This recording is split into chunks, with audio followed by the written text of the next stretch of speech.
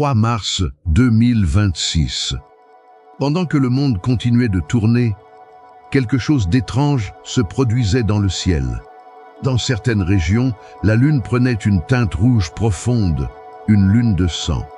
Dans d'autres, le phénomène apparaissait seulement en partie, mais le signe restait le même. L'ombre de la Terre recouvrant la lune, créant un spectacle rare, chargé de mystère. Depuis plus de 2000 ans, des textes anciens évoquent ces moments avec gravité, comme des signes annonciateurs de bouleversement. Et presque au même instant, l'attention sur Terre semblait répondre à ce qui se passait au-dessus de nos têtes. Dans la nuit du 28 février, un message inattendu est apparu. Donald Trump a publié sur sa plateforme Truth Social une déclaration qui a immédiatement attiré l'attention du monde entier. Selon lui, le guide suprême de l'Iran, Ali Khamenei, était mort. L'information s'est propagée à une vitesse fulgurante.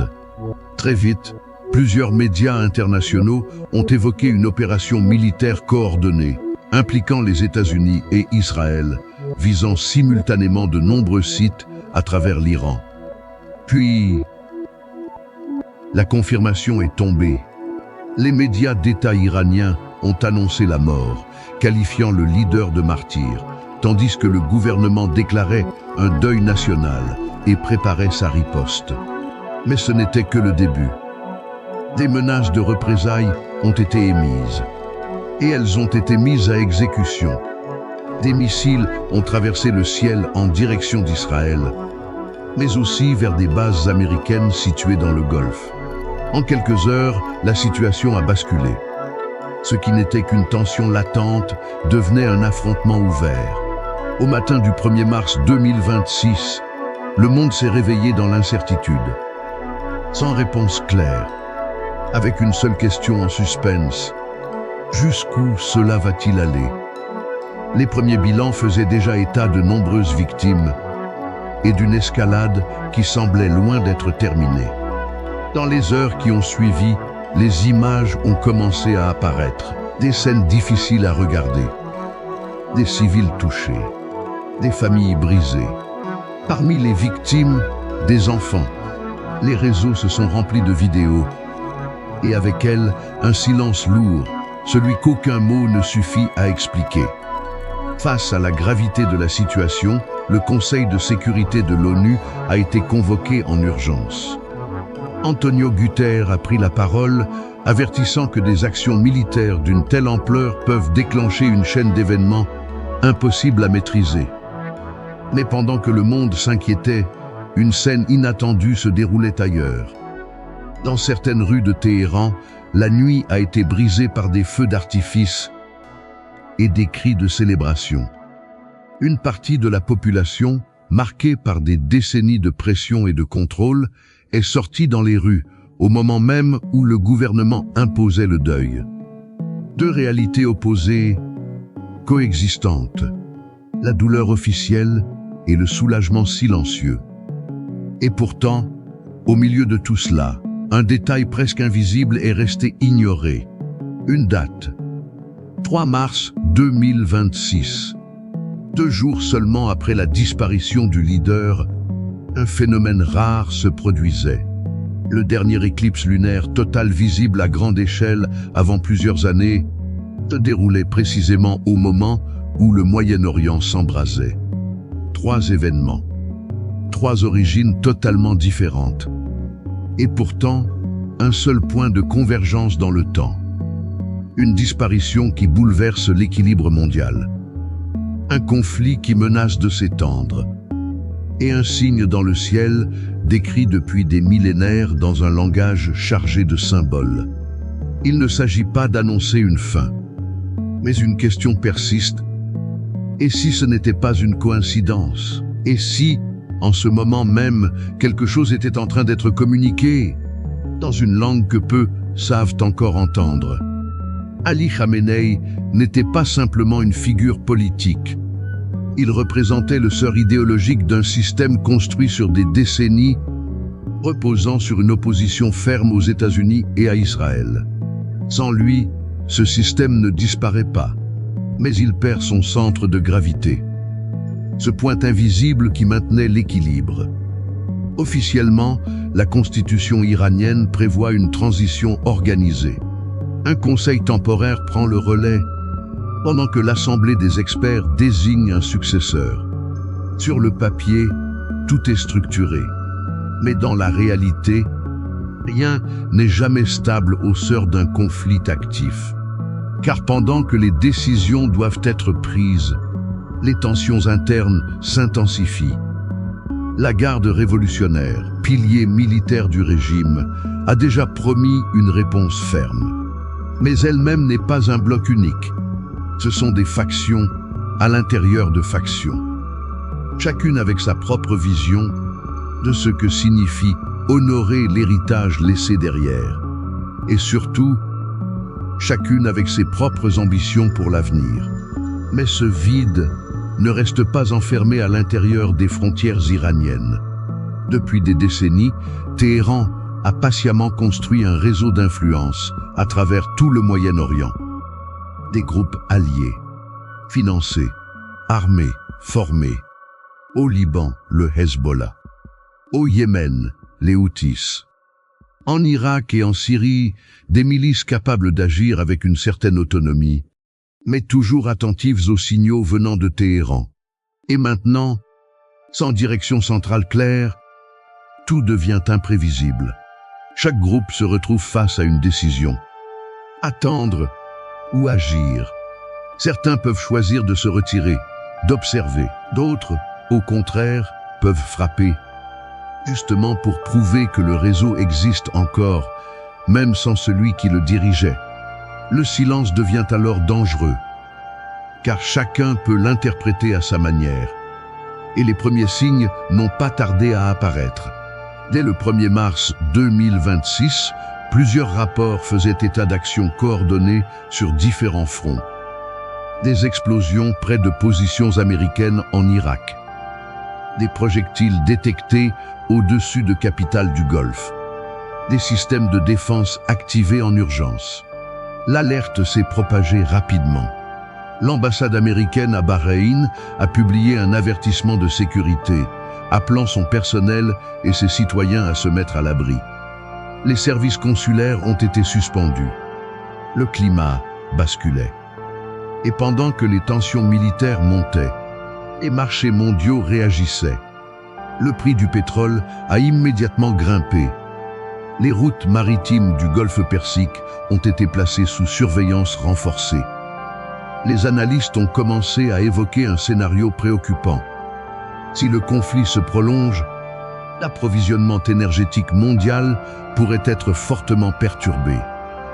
Pendant ce temps, Israël observait chaque mouvement.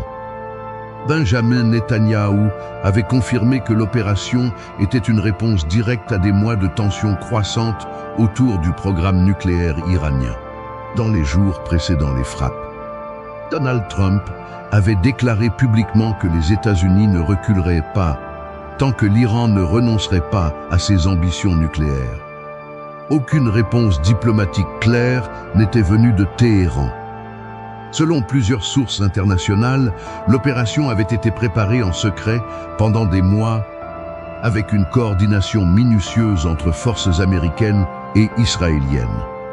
Pendant ce temps, à l'échelle internationale, les lignes s'activaient. Marco Rubio a convoqué un appel d'urgence avec les pays du G7. L'Union européenne, de son côté, a organisé une réunion exceptionnelle par visioconférence.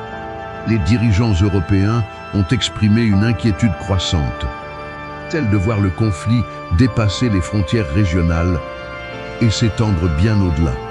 Car il y a une chose que l'histoire nous enseigne, un véritable point de bascule ne se définit pas par le bruit qu'il produit au moment où il se produit, mais par une réalité beaucoup plus silencieuse et bien plus irréversible. L'impossibilité de revenir en arrière. La disparition de Ali Khamenei, combinée à une réponse militaire déjà en cours et à un effet domino ressenti du Golfe jusqu'aux marchés mondiaux, avait créé une situation rare. Un Moyen-Orient où les anciennes règles ne s'appliquent plus et où les nouvelles n'ont pas encore été écrites. Un espace instable, un moment suspendu entre ce qui vient de s'effondrer et ce qui n'a pas encore commencé. Et c'est précisément dans cet intervalle que le ciel, lui aussi, a suivi son cours. Pendant que les diplomates échangent des messages d'urgence et que le Conseil de sécurité tente encore d'organiser une réponse, le calendrier astronomique avance sans attendre personne. Dans la nuit du 3 mars 2026, un alignement parfait devait se produire. La Terre entre le Soleil et la Lune. D'abord, une ombre presque invisible, une pénombre légère, à peine perceptible. Puis, lentement, l'obscurité gagne du terrain, jusqu'à transformer la lumière familière de la pleine lune en une teinte profonde, rouge. Un rouge que le langage populaire appelle simplement lune de sang. Mais ce phénomène n'est pas symbolique, il est physique. La lumière du soleil traverse l'atmosphère terrestre, qui filtre les longueurs d'onde les plus courtes et ne laisse passer que les teintes rouges et orangées.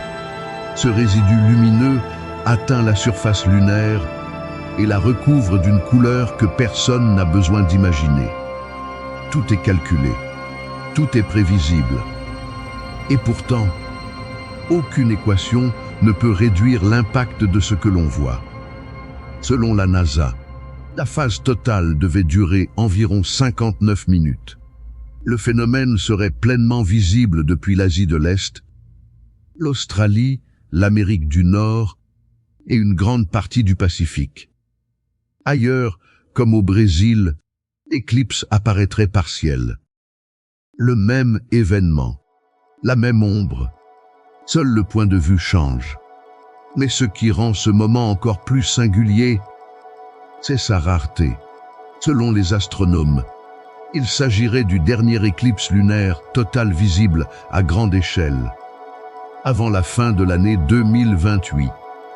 Un rendez-vous inscrit depuis longtemps dans les calendriers scientifiques et qui survient exactement au moment où la Terre traverse l'une de ses tensions les plus fortes. Car il existe un réflexe profondément humain quand la Terre tremble, les regards se tournent vers le ciel. Ce n'est pas de la naïveté, ce n'est pas de la superstition. C'est un instinct ancien, reconnu, nommé et expliqué dès les premières lignes de la Bible. Dans Book of Genesis, chapitre 1, verset 14, il est écrit que les luminaires dans le ciel ont été établis pour séparer le jour de la nuit, pour marquer les temps et pour servir de signe. Dans le texte hébreu original, le mot utilisé est « hot », un mot chargé de sens. Il ne désigne pas une simple observation, mais une marque, une indication, quelque chose placé volontairement, pour être reconnu par ceux qui regardent vraiment. C'est ce même mot qui apparaît après le déluge, lorsque l'arc-en-ciel est donné comme signe. Le même mot utilisé pour décrire les prodiges en Égypte avant l'Exode. Hot n'est pas une décoration, c'est une forme de communication. Et pourtant, les Écritures ne disent jamais que les astres contrôlent le destin humain. Cela, c'est l'astrologie, et elle est explicitement rejetée. Ce que le texte biblique propose est plus subtil, plus précis. Les luminaires ne gouvernent pas. Ils marquent, ils signalent, et parfois, ils accompagnent des moments où l'histoire humaine atteint un point de tension difficile à ignorer. Un signe n'existe jamais isolément. Il existe dans un contexte, dans un moment. Et la portée d'un signe dépend toujours du moment où il apparaît. Quand le ciel et la terre semblent parler en même temps, ignorer l'un des deux demande un effort presque contre nature. Un effort qui va à l'encontre de cet instinct ancien celui que le livre de la Book of Genesis reconnaît lui-même. Car oui, l'éclipse était connue, inscrite depuis des années dans les calendriers astronomiques. Et pourtant, la mort de Ali Khamenei, elle, n'était prévue par personne. Personne n'a aligné ces dates. Personne n'a orchestré cette coïncidence. Et pourtant, elles convergent. Ce qui rend ce moment si dense, ce n'est pas chacun des événements pris séparément, c'est leur superposition. Un phénomène céleste rare, prévu depuis longtemps, survenant exactement au moment où des dirigeants tombent, où des missiles traversent les cieux, et où le monde tente de comprendre ce qui vient ensuite. Et cette idée, cette lecture des événements, elle n'est pas nouvelle. Elle ne vient pas d'une analyse moderne.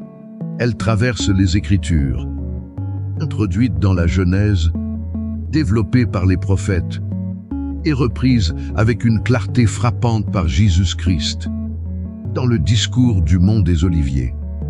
Mais il y a encore autre chose, quelque chose de plus discret, absent des calendriers scientifiques, absent des gros titres, et pourtant présent. Une date, un détail que presque personne n'a remarqué. À partir du coucher du soleil du 2 mars, une nouvelle période commence dans le calendrier juif, la fête de Purim. Elle se poursuit jusqu'à la nuit du 3 mars, exactement la même fenêtre temporelle que l'éclipse. La même nuit où la fête commence, le ciel s'assombrit. Et ce n'est pas une fête anodine. Purim est l'une des célébrations les plus marquantes du judaïsme. Une fête de joie, de mémoire, de délivrance. Mais cette joie est née d'une menace. Car pour comprendre ce que représente Purim, il faut revenir à son origine. Et cette origine commence dans l'ombre, dans un empire. Un décret, une condamnation, un empire dirigé par un roi nommé Assuérus, dont le pouvoir s'étendait de l'Inde jusqu'à l'Éthiopie. 127 provinces sous une seule autorité. Au sœur de cet empire, un homme s'élève, Aman, puissant, influençant, proche du roi. Mais il porte en lui quelque chose de plus sombre, une blessure d'orgueil, une obsession. Car au milieu de la cour, un homme refuse de se soumettre. Un seul, Mordecai.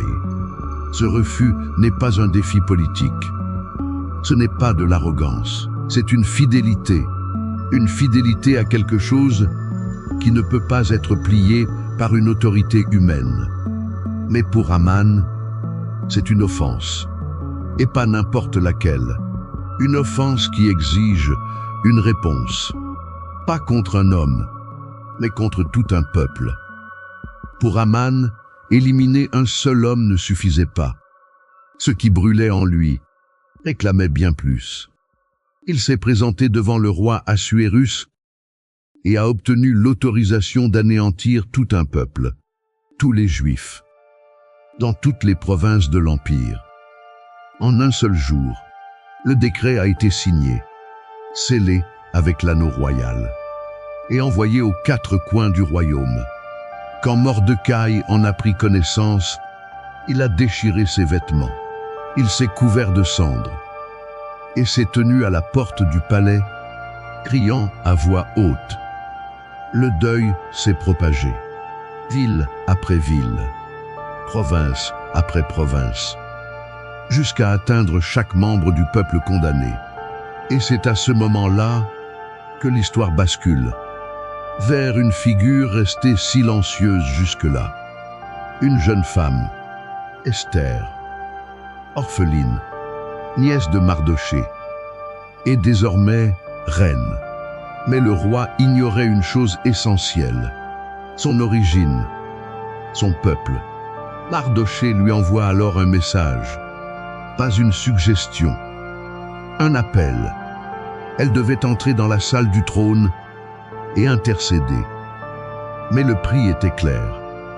Personne, pas même la reine, ne pouvait se présenter devant le roi sans y être invité. La sanction, la mort immédiate, à moins que le roi n'étende son sceptre d'or. Et cela faisait 30 jours que le roi ne l'avait pas appelé. Alors Mardochée répond, avec des mots qui traversent les siècles. Dans le livre d'Esther, chapitre 4, verset 14, « Qui sait si ce n'est pas pour un moment comme celui-ci que tu es parvenu à la royauté ?» Ce n'était pas une question, c'était un positionnement. L'idée que certains moments ne sont pas le fruit du hasard, que certaines places sont données pour être occupées précisément quand tout bascule. Esther comprend. Elle demande à tout le peuple de jeûner 3 jours, 3 nuits. Puis elle prend sa décision. Une phrase simple, absolue. Si je dois périr, je périrai. Il n'y avait aucune garantie, seulement un choix. Elle entre, le silence, le regard du roi, et puis le sceptre se lève, la vie au lieu de la mort. Ce qui suit est une inversion totale, un renversement précis, improbable. Le décret est retourné. Le piège se referme sur celui qui l'avait tendu. Haman est exécuté sur la même potence qu'il avait préparée pour Mardochée. Le peuple condamné reçoit le droit de se défendre et la date marquée pour leur destruction devient celle de leur survie. Tout cela s'est produit dans l'ancien empire perse, sur une terre que le monde appelle aujourd'hui l'Iran. Et cette mémoire n'a jamais disparu, car la fête de Purim célèbre précisément ce renversement. Et cette année, elle commence au coucher du soleil du 2 mars 2026, exactement au moment où une autre histoire s'écrit. Le même territoire, le même héritage, et un événement majeur qui vient de bouleverser l'équilibre du pouvoir. Cette date n'a pas été choisie. Elle suit un calendrier ancien, lunaire, fixé depuis des siècles, indépendant de toute géopolitique moderne. Et pourtant, elle s'aligne, avec une précision troublante. L'Empire perse n'existe plus sous ce nom, mais la terre existe, la culture existe, la mémoire existe. Ce que le monde appelle aujourd'hui l'Iran est l'héritier direct de cette même région. Là où un décret de mort a été signé, là où une reine est entrée sans être appelée, dans une salle qui aurait pu devenir sa fin. Ce n'est pas une métaphore, ce n'est pas une construction symbolique, c'est une histoire avec une adresse.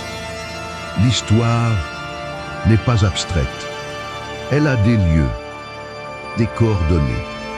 Persépolis, ancienne capitale cérémonielle de l'Empire achéménide, se trouve aujourd'hui dans la province de Fars, au sud de l'Iran. Suse, la ville où se déroule presque entièrement le récit du livre d'Esther, existe toujours, connue aujourd'hui sous le nom de Chouch, au sud-ouest du pays. Et selon la tradition juive, le tombeau associé à Esther et Mordecai se situe à Hamadan, à quelques centaines de kilomètres de Téhéran. Ce lien n'est pas seulement géographique, il est culturel, profond, vivant. L'identité iranienne moderne porte encore en elle la mémoire perse. Cyrus the Great, le roi qui a permis le retour des Juifs après l'exil babylonien, est encore aujourd'hui honoré comme une figure fondatrice. Même le nom Iran trouve son origine dans le mot arien, lié au peuple qui formait le sœur de cet ancien empire. Ce passé n'a jamais disparu. Il a été transformé. En 1979, une nouvelle couche idéologique s'est superposée à cette identité. La République islamique n'a pas effacé l'héritage perse. Elle l'a réinterprété, réorienté, utilisé comme fondation. Et dans cette nouvelle structure, l'hostilité envers Israël est devenue un pilier, un axe central, un outil d'unité interne, surtout lorsque la pression extérieure augmente. Pendant 37 ans, Ali Khamenei a gouverné selon cette logique. Dans ses discours, Israël n'était pas simplement un adversaire, mais une entité à éliminer.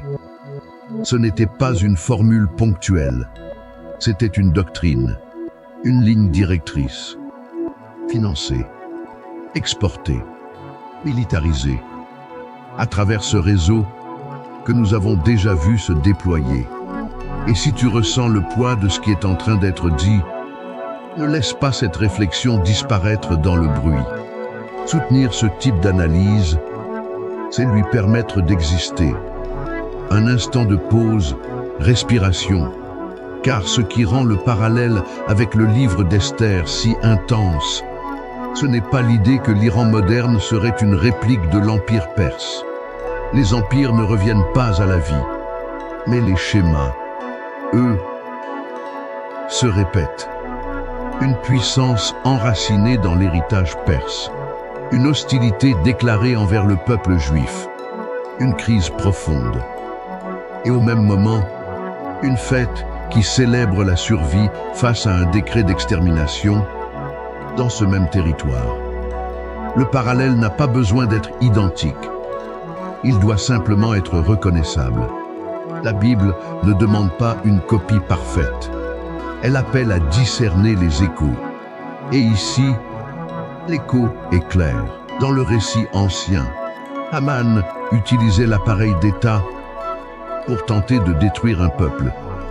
Dans l'histoire récente, une structure entière a été mise en place avec une logique similaire. Les outils changent, les contextes évoluent, mais certaines intentions restent étonnamment constantes. Et pourtant, le livre d'Esther révèle quelque chose d'essentiel. Le plan n'a pas été arrêté par une armée plus puissante, ni par une stratégie militaire supérieure, mais par un moment, une décision, un positionnement, celui d'une personne placée exactement là où elle devait être, au moment précis où tout pouvait basculer. Dans l'histoire d'Esther, le décret n'a pas été annulé par une armée plus forte. Il a été renversé de l'intérieur, par une femme au bon endroit, par un homme qui a refusé de se courber, et par une succession d'événements que le texte raconte sans jamais les attribuer à une simple volonté humaine. Le renversement a eu lieu, et cette date est encore célébrée aujourd'hui. Mais l'histoire ne se répète jamais avec précision. Elle fonctionne par motif, par structure, par écho.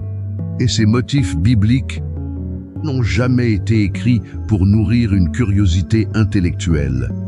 Ils ont été laissés comme des repères, des points d'orientation, une grille de lecture pour des générations qui, un jour, feraient face à des moments similaires.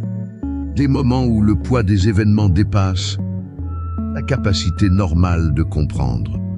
Et ce que nous vivons en ce début mars 2026 porte ce poids. Depuis des siècles, la Bible possède un langage spécifique pour ces instants. Un langage qui traverse le temps, qui commence bien avant Esther, qui passe par les prophètes et qui atteint une clarté saisissante dans les paroles de Jésus-Christ. Le prophète Joël a écrit à une époque de crise réelle, une terre dévastée, des récoltes détruites, une économie brisée. Et au sort de cette réalité visible, il reçoit une parole qui dépasse son époque. Dans Joël 2, 30 et 1, le soleil se changera en ténèbres et la lune en sang avant l'arrivée du jour grand et redoutable. Ce n'était pas une phrase destinée à effrayer. C'était un marqueur. Dans le langage prophétique hébraïque, la lune de sang n'est pas un symbole décoratif. C'est un signal, un indicateur, un signe associé à des moments de rupture, à des transitions, à des points où l'histoire bascule. Joël ne donne pas une date. Il décrit un contexte. Et ce contexte trouve un écho direct dans les paroles de Jésus-Christ, dans Luc 20 et 1. Des signes dans le soleil, la lune et les étoiles. Et sur la terre, une angoisse parmi les nations. Une incapacité à comprendre, à réagir, à trouver une issue.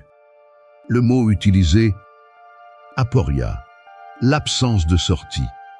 Le moment où les solutions connues cessent de fonctionner. Ce n'est pas la description d'une fin du monde datée. C'est la description d'un schéma. Un schéma qui apparaît lorsque la pression atteint un seuil critique.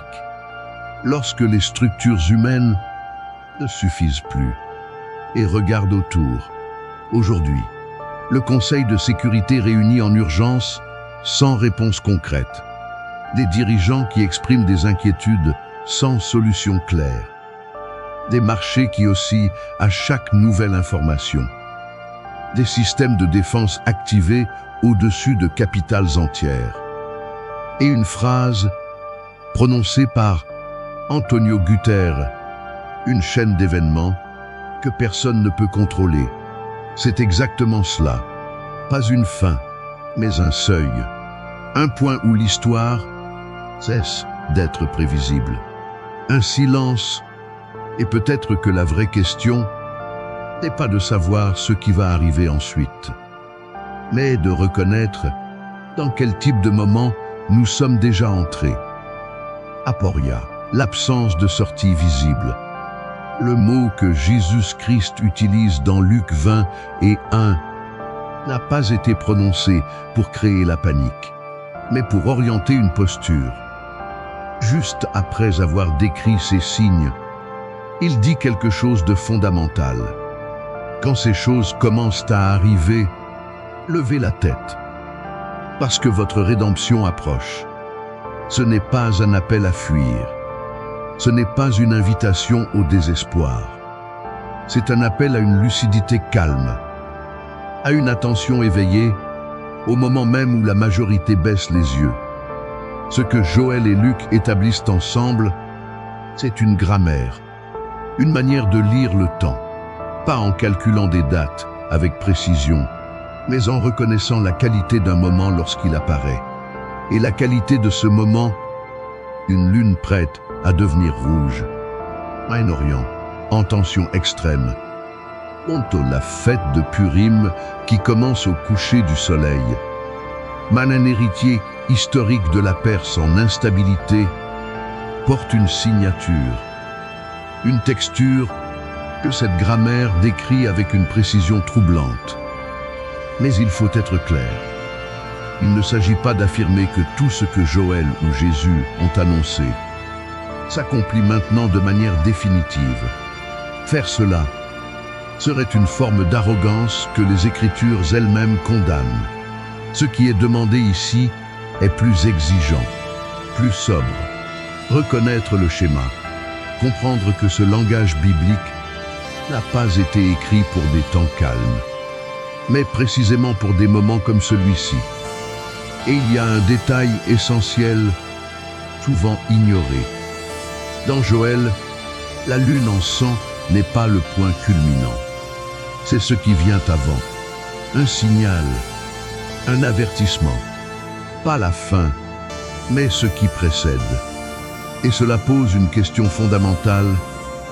Quelle posture adopter lorsque le signal apparaît? C'est là que se fait la différence entre ceux qui comprennent et ceux qui observent puis passent à autre chose. Mais avant d'aller plus loin, il faut affronter un problème réel.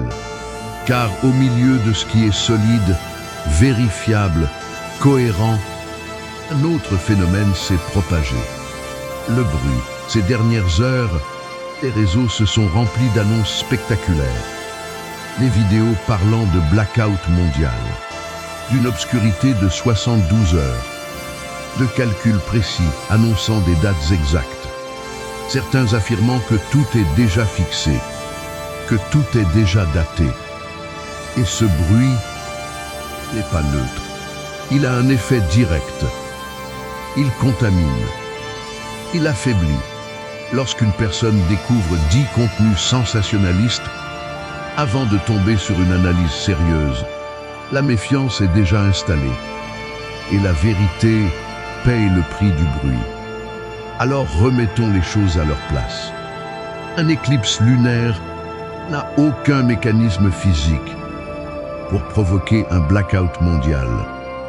C'est vérifiable, scientifiquement. La Terre projetant son ombre sur la Lune n'affecte en rien les systèmes énergétiques terrestres. Ce n'est pas une opinion, c'est un fait. Et ceux qui affirment le contraire ne sont pas dans la précision. Et dans un moment de tension réelle, l'imprécision a des conséquences réelles.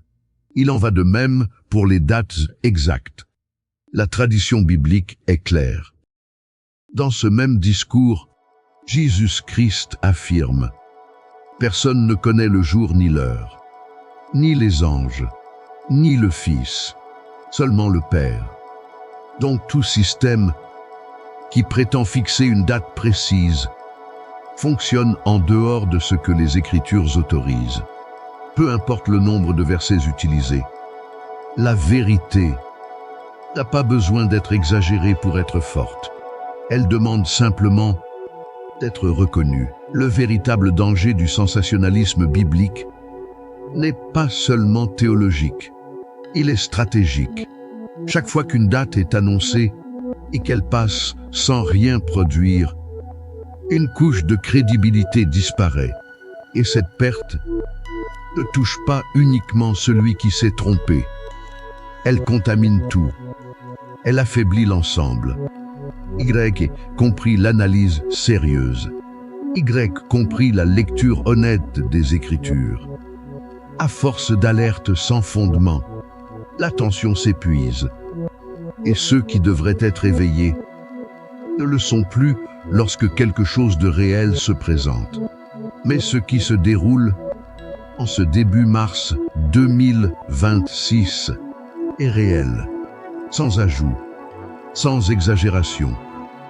La disparition de Ali Khamenei, dans un contexte d'opération militaire majeure, est un fait géopolitique d'ampleur historique. L'éclipse lunaire totale est un événement astronomique prévu depuis des années. La fête de Purim commence selon un calendrier ancien, indépendant de toute actualité moderne. Et l'Iran, héritier géographique et culturel de l'ancien empire perse, traverse une instabilité profonde. Tout cela s'aligne, sans manipulation, sans construction artificielle. Chaque élément avec sa propre origine, sa propre vérifiabilité, son propre poids. Quand la réalité est déjà suffisamment dense, ajouter du fictif ne renforce rien. Cela fragilise tout. Parce que cela donne au sceptique exactement ce dont il a besoin pour rejeter l'ensemble. Mais la force du texte biblique ne repose pas sur l'exagération. Elle repose sur la précision. Joël parle d'une lune en sang, comme d'un marqueur. Jésus-Christ parle d'une angoisse parmi les nations.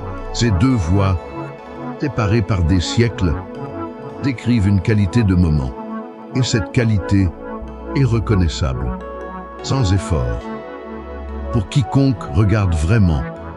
Et cela est déjà suffisant, suffisamment lourd, suffisamment clair, pour appeler une réponse. Pas une réaction superficielle, pas un simple partage, mais quelque chose de plus profond. Car la différence est là, entre ceux qui comprennent et ceux qui réagissent simplement au bruit. Celui qui comprend n'a pas besoin d'amplifier ce qu'il voit. Il décrit avec précision, avec sobriété. Et cette honnêteté porte un poids que le sensationnalisme ne peut pas imiter, parce qu'elle ne dépend pas de l'émotion, mais de la solidité du réel. Et ce réel demande une réponse, pas politique, pas stratégique, pas diplomatique, une réponse intérieure. Et face à cela, deux réactions apparaissent toujours. Certains vont céder à la peur, préparer des scénarios extrêmes, accumuler, fuir.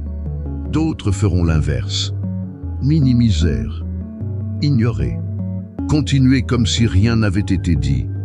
Mais les Écritures ne valident ni l'un ni l'autre. Elles demandent autre chose, quelque chose de plus exigeant, le discernement. Regarder ce qui se passe avec lucidité, reconnaître le poids du moment sans être écrasé par lui, et laisser ce poids produire quelque chose à l'intérieur, pas seulement une réaction extérieure.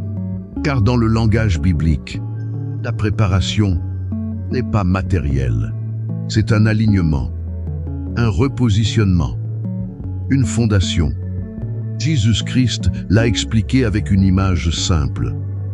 Deux hommes, deux maisons, une tempête, même vent, même pluie, même pression, mais deux résultats. Pourquoi? À cause du fondement. La maison construite sur le roc n'a pas évité la tempête. Elle a résisté. Et c'est exactement cela, le type de préparation que ce moment exige. Pas l'immunité, mais la solidité, la capacité de traverser sans perdre son centre. Et ce centre, ce n'est pas une théorie, c'est une décision, une orientation de vie, une fondation qui ne dépend pas de ce que le monde annonce demain. Le prophète Amos écrit que Dieu n'agit jamais sans révéler d'abord ses intentions à ses serviteurs.